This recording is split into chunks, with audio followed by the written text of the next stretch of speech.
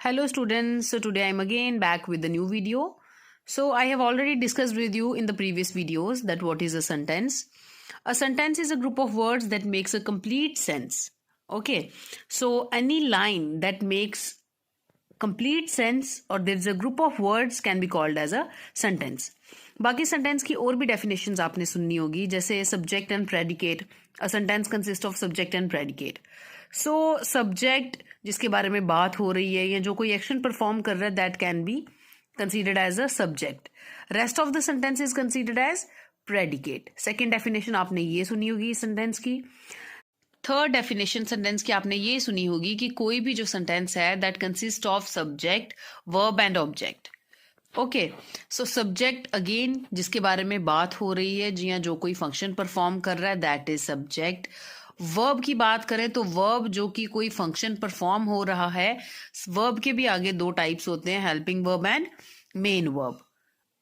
And object जो है that depends कि आपका जो वर्ब है वो कौन सा है, ट्रांजिटिव वर्ब है या इनट्रांजिटिव वर्ब है. ट्रांजिटिव होगा तो उसमें ऑब्जेक्ट होगा और अगर इनट्रांजिटिव होगा तो उसमें ऑब्जेक्ट नहीं होगा. So in this video we will discuss about the kinds of sentences.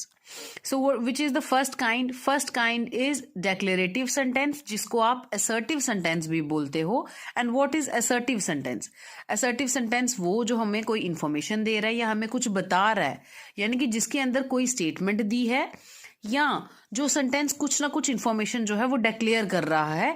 दो sentences can be considered as assertive sentence और we can say declarative sentence. जो डेक्लेरेटिव सेंटेंस या असर्टिव सेंटेंस है, it ends with full stop, यानी कि वो sentences हमेशा end करेंगे with the full stop. For example, the tree loved the little boy. So this sentence is declarative sentence और we can say assertive sentence because it ends with a full stop. Another kind of sentence is interrogative sentence. So as the name is indicating, interrogatory यानी कि यहाँ जहाँ पर somebody is asking the questions. So whether somebody is asking the question or there is a presence of question mark, that sentence will be considered as a interrogative sentence. Example, can you give me a boat? तो यहां पर आप देख रहे हो कि somebody is asking a question and there is the presence of question mark at the end of the sentence. Now come to the third kind of sentence, which is imperative sentence. So imperative sentence वो जिसके अंदर कोई भी request हुई है या कोई भी command दी है या कोई भी advice दी है. ठीक है, advice दी है, suggestion, command दे रहे हैं, any idea दे रहे हैं, any advice दे रहे हैं, तो those sentences can be considered as imperative sentence.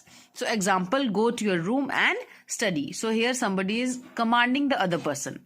Okay, so another kind of sentence is exclamatory sentence. So exclamatory sentence वो जिसके अंदर sudden या strong feeling जो है वो दिखाई गई है, may be surprise, great joy और sadness.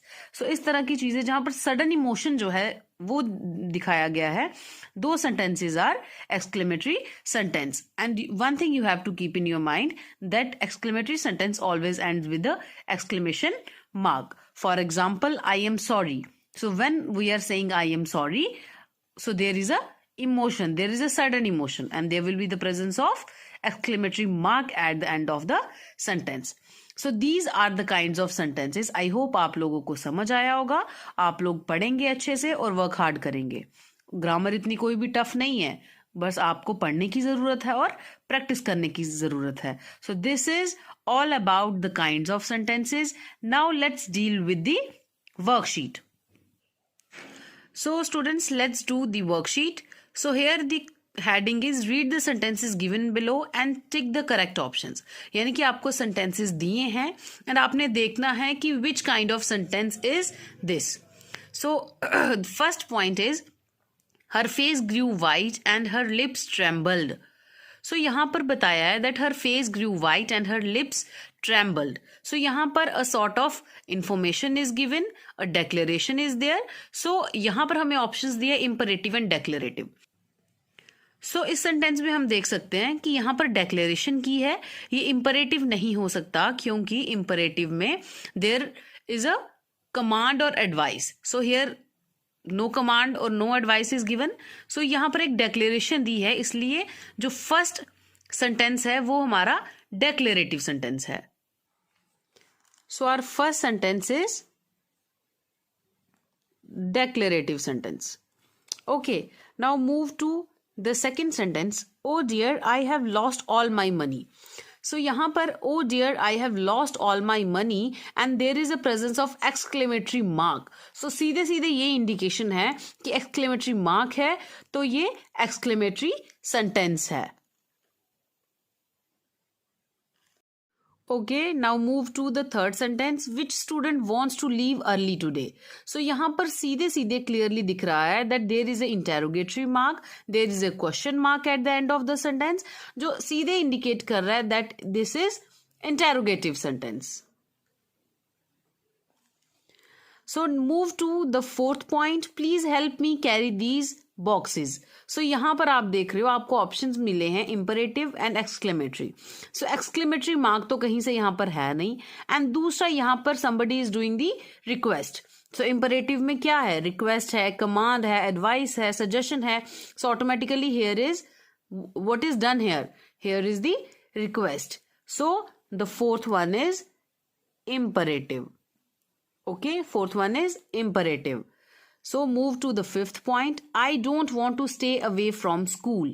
So first option हमें मिला है imperative, second हमें मिला है declarative. So imperative में क्या है? Suggestion, command, request. So ऐसा कुछ भी हमें इस sentence में नहीं दिख रहा. और अगर मैं declarative की बात करूं तो definitely यहाँ पर declaration है. So इसका मतलब इसको हम क्या बोल सकते हैं? Declarative sentence या फिर assertive sentence. Now move to the sixth point. Have your medicines on time. So यहाँ पर somebody is giving the advice or you can say command. There is a command actually. So somebody is giving command to the other person. So automatically commanding this feature is of which sentence? This is of imperative sentence. So automatically जो last वाला है that is your imperative sentence. So I hope students आप लोगों को समझ आया होगा and definitely you should work hard. Okay students, bye bye.